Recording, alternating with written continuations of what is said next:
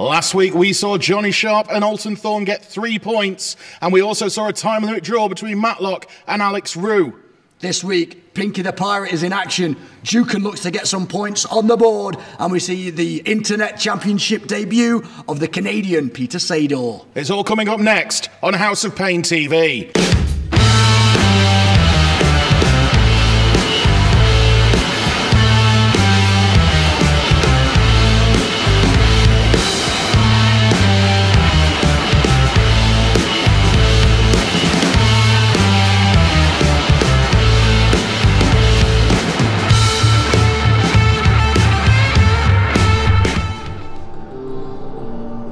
Welcome back. This is episode 2 of House of Pain TV. I am the untouchable Brad Matthews here with Carl Bryan. And this is a first round match in Group A for the House of Pain Internet Championship Tournament. Indeed it is. As you see here, the King of Steel and Sex Appeal, Mike Angelo. A man with quite a bit to prove here, breaking out on his own as a single star after the dissolution of the Three Kings. And if you saw the last episode, these two came face to face. This is Pinky the Pirate, a former House of Pain Full Throttle champion, looking to regain some gold around his waist to go along with the pieces of 8 that he's got in his little pirate satchel. There's a joke about booty in there somewhere, but I can't think of what it is right now. Oh wow, what a start to the match.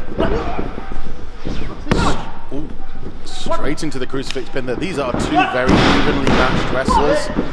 I'd say Pinky maybe more of the aerial style, while Mike Angelo more of the mat style. But in terms of build, weight, very, very even keel. And it looks like it's very reminiscent of the House of Pain Full Throttle division, as these are both mainstays of that division, and a bit of a stalemate there between these two athletic competitors. I have had the pleasure, I guess, of wrestling both of these competitors at various times, and to tell you what, like, they are quicker than hiccups, and if you let them, they will absolutely wrestle circles around you. As Pinky and Mike Angelo here are just trading pinfall attempts, but you see here Mike Angelo going straight to the strikes when he's not able to get that pin. Bit of a short fuse has Mike Angelo. He has, and that could potentially cost him in this. As I said, both athletes incredibly quick, so they will only need that split second of a mistake to capitalise and take home the victory. Into the power slam position. Oh, Pinky arm dragging his way out of it. Oh, this could be the setup for that 619. He's put away many opponents with this, but Mike Angelo gets out of the way. Stun gun. Right on top of the Pinky bounce straight back up, but Mike Angelo ready for him there with a clothesline and going in for the pin. You see there, Brad, I don't think he got the shoulders all the way down. He was more focused on the midsection. Yeah, I can understand he was diving onto that pin to try and capitalise on that. But yeah, a little bit more shoulder coverage would have been advantageous. But you know, he's in control. Mike Angelo's in control, and he's not letting Pinky, not letting him breathe. Working that midsection and the back as well. Now, I don't know about you, but maybe I would consider going for the legs to stop Pinky from doing some of those high-flying moves. But the midsection as well, it does incapacitate a lot of the body. If that is weak, you can't lift. And yeah, he takes you out. You see here, Pinky with a smart counter there to the back suplex. What are we going for here? Oh, Pinky flipped out, a potential back suplex there, and an enziguri. What an enziguri. The work that Mike Angelo had done to Pinky is obviously taking its toll, because Pinky couldn't capitalise, and then that crossbody again going back to that midsection. See, Mike Angelo there realising because Pinky is a smaller competitor, like himself, a running crossbody from a standing position will work better than, say, if you were doing it against a much larger person. Absolutely.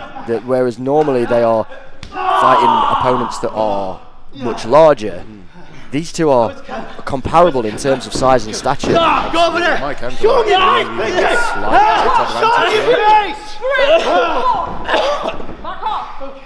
Lilith there making sure that nothing goes past the pale in terms of the wrestling here. Another cover from Mike Angelo, working that right leg. Pinky managing to slip his arm out there.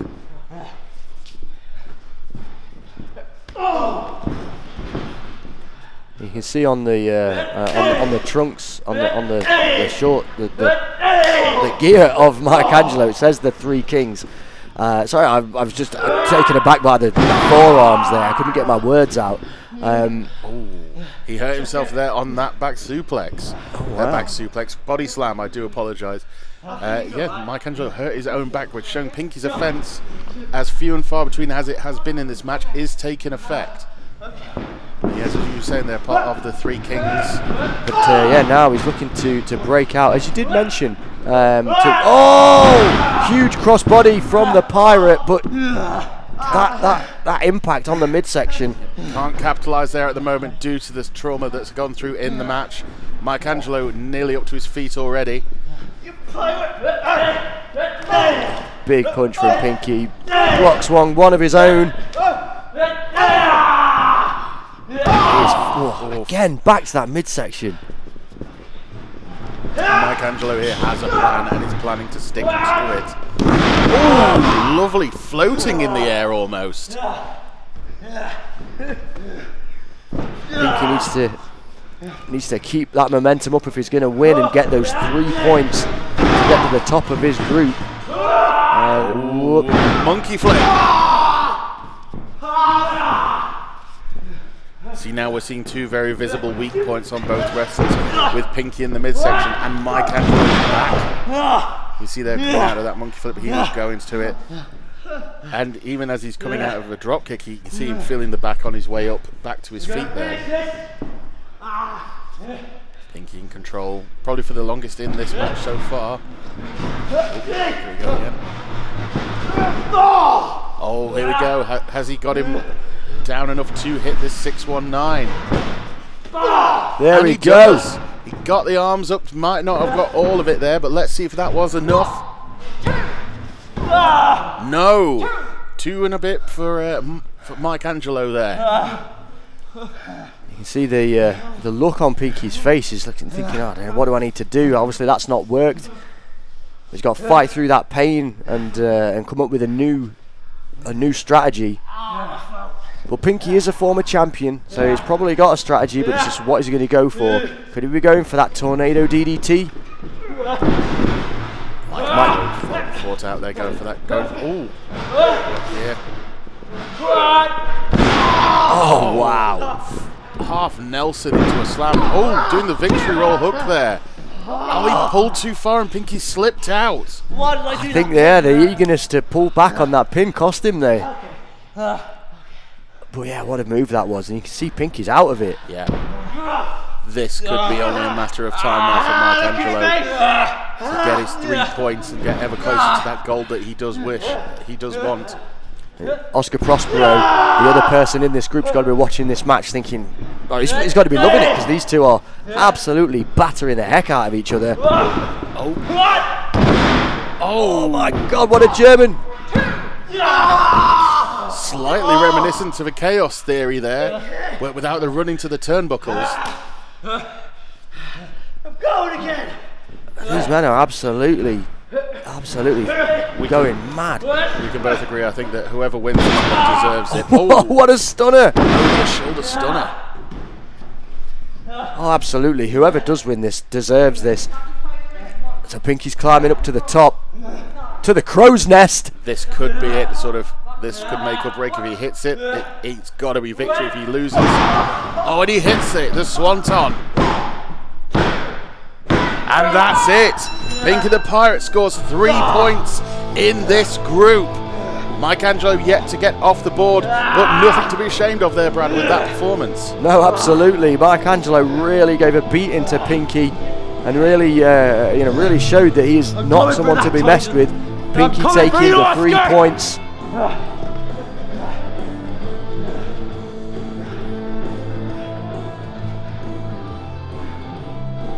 Referees, let me just impart some wisdom to you. While Americans are celebrating the 4th of July for Independence Day, Canadians celebrate it for bulking season.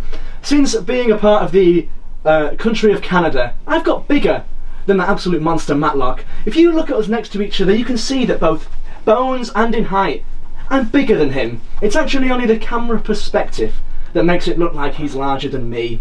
So, if Matlock was here right now, you know what I'd say to him? Matlock, you're a boy, and I'm a man! I didn't mean any of that.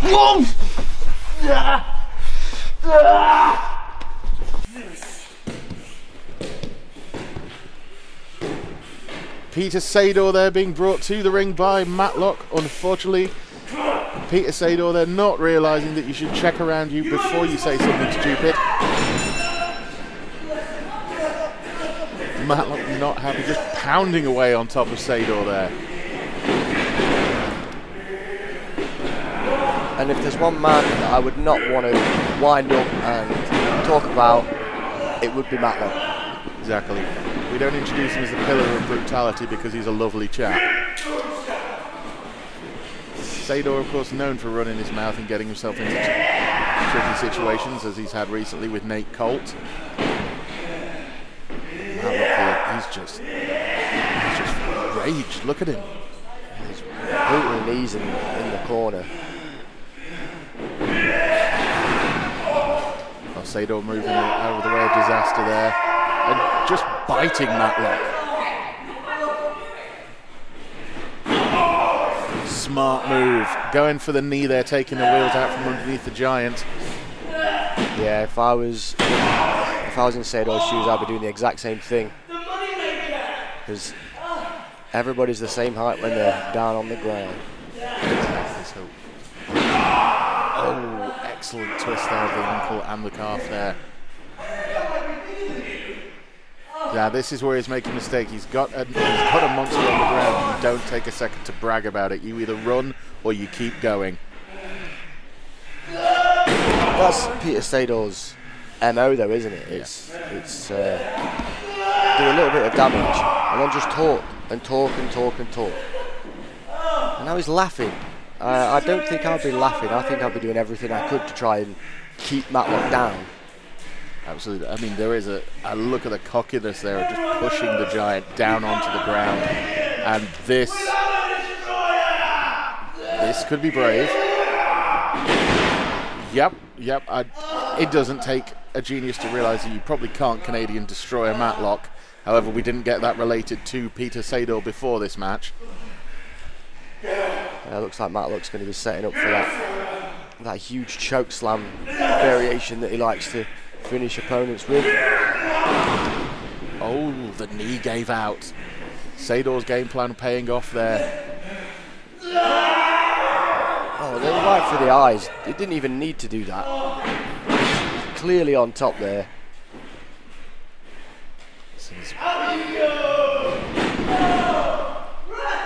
Oh my. Agile. There's nothing more dangerous in pro wrestling than an agile monster. 1, 2. So even with that bad knee, he managed to get all of the momentum behind that clothesline, and now Matlock wondering what he needs to do to put away Sedohr. If I was Matlock, I'd be going for that choke slam again. Maybe if he's got that adrenaline going, and he's able to manoeuvre himself around that ring post, maybe he can do the same and not have his knee go out on him. Well, it looks like that's what he's going for again. Winding up. Oh, wheelbarrow reversal from Peter Sedohr. Oh, and he nearly got him there. Excellent counter by Sedohr. I mean, he's got a big mouth, but he's got a decent-sized brain as well. Securing a big Savat kick. I've got to give credit to Sedohr here, Brad. He's keeping the monster down, which, as we said, is probably the best thing he could possibly do. Oof. Oh, wow, that was a close call from Matlock. And again, I mean, as well, you've got to think about it. Sedohr wasn't mentally ready. He was in the dressing room, and he started this from running his mouth and getting thrown straight into the ring. So he's having to put this game plan together off the top of his head, and so far it seems to be working. Yeah, and I mean, I'm not sure biting the shin of someone's going to do enough damage to put him away, but it's sure going to be enough to wind up Matlock and make him kind of break concentration. Why would you make a giant even more angry than he is? Why would you do anything that Peter Sedohr does? Oh, turnabout is fair play. Absolutely. Huge boot there. Matlock there, you can see trying to recharge. Obviously that knee is hurting, so he's going to be trying to build up some energy in that, but it looks like he is going back to that chokeslam. Stick with what you know.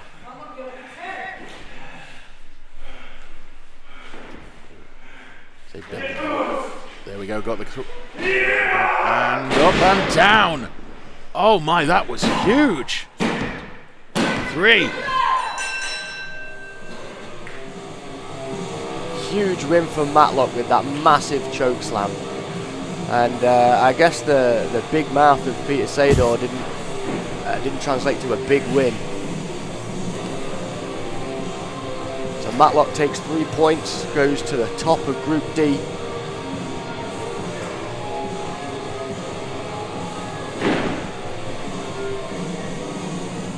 Yes, Briv, I'm here today at the House of Pain TV tapings, fam, and I'm in the 9-person scramble match, Briv. And guess what, fam? I'm gonna lay all the Donnies out, Briv. Hey, I'm gonna get out of here, Put the camera where it matters, okay? Last week, Alton Thorne screwed me in my match. He attacked a body part, an injury I suffered mid-match. I wanted a nice, clean match, but he wouldn't give it to me. And now, I gotta take matters into my own hands. Nate Colt, you think at the end of this tournament, you're going to be on the receiving end of the new Internet Championship. The only thing you are going to be on the receiving end of is a bull hammer. And that is textbook, baby. Get out of my face. What was that about, fam? And here we have it, the main event of this episode. See there, the World Warrior Juken making his way to the ring. And what a coup it would be for him to return to the ring and win that internet title first time out, Brad. Yeah, that would be a hell of a way to return to House of Pain. And after coming up on the losing end of the stick against Johnny Sharp in episode 1, you got to believe that Juken is absolutely intent on beating this man, Brandon Brooks. Yep, no easy feat this one. Brandon Brooks, multiple champion up and down the country. Very evenly matched, I feel, here in terms of striking and speed. The main thing between them being the experience of Juken, although Brandon Brooks is no spring chicken himself. Yeah, you are correct. You are correct. Juken has performed around the world for many, many years, approaching 20 years in the game, but he has had quite a break in recent years. He's not been as active, whereas Brandon has been consistent for a shorter period of time. Yeah, it's probably leveling them out in terms of sort of like their odds in this contest. Also noticing there that Juken has got that one knee wrapped up. Brandon Brooks must have seen that the second he walked out of the curtain. It's too easy. Even after 4 years away, this is So the match start off with here, feeling each other out. I don't think so, little boy. First pinfall attempt of the match from Brandon. Brandon there, when he went for that head scissors, he could have been easily caught into a pinfall situation. Alright. Just watch him on that leg scissors. Cutting the hair off. Yeah? Juken's saying that Brandon was trying to choke him with that head scissors. I don't think that was the case. Brandon's not one to break the rules. Ooh. A bit low on that kick, to be fair, from Juken. Oh, head scissors from Brandon. Juken back to his feet straight away. I don't know if that was just the momentum carrying him over, but then into a Frankensteiner. Come on, fella. And a massive running European uppercut. So Brandon does like to use strikes, but as Juken there striking the right shin and ankle of Brandon to take him down, and then going now to the left. This could effectively working on that ankle. That is the foot that Brandon likes to use for the golden boot. That springboard kick off the second rope, so taking away a massive strike in his arsenal if he is unable to perform that move later on.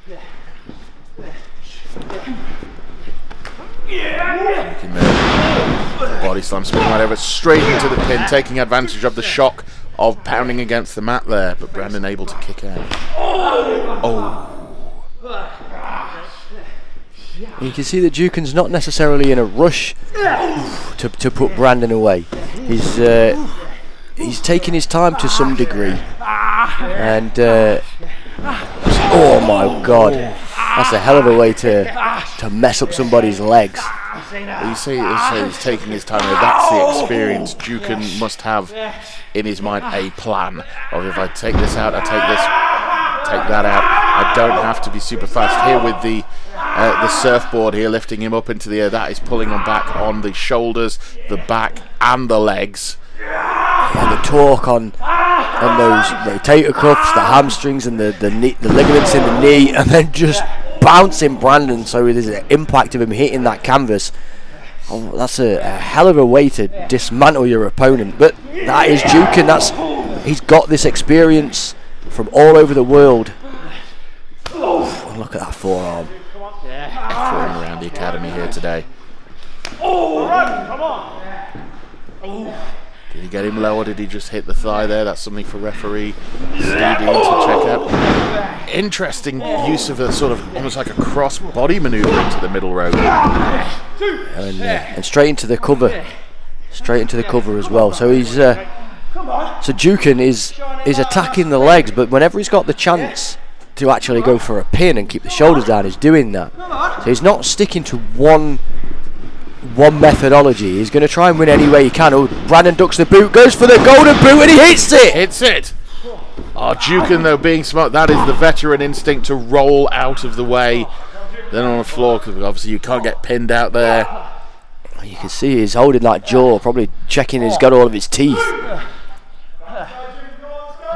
Now while this is a moment for Juken to recover, this is also good for Brandon Brooks, as he has taken a pounding all around the body as this match has gone on.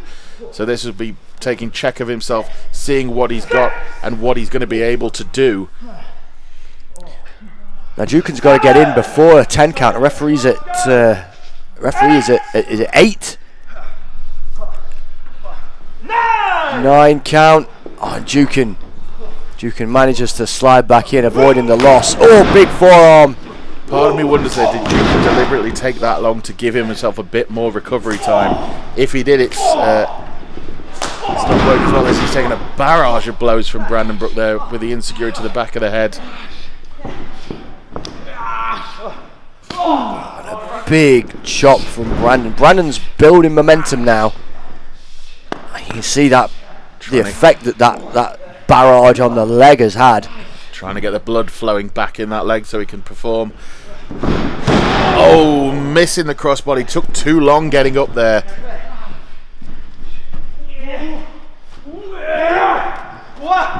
Oh, victory roll. A crucifix pin. Straight knee lift, just straight to the jaw there. Golden boot. Oh no. Caught again. What's Juken going for here? Oh my! Hooking the leg and then lifting it into a sort of straight German, but with the leg instead of the waist. Oh my! Now he is just pounding away on Brandon, using his own momentum against him to hang him on the ropes. Oh my God! What a move from Juken. Grot. And that is it for Brandon Brooks. Juken getting 3 points there in what could be classed as a very dominant win.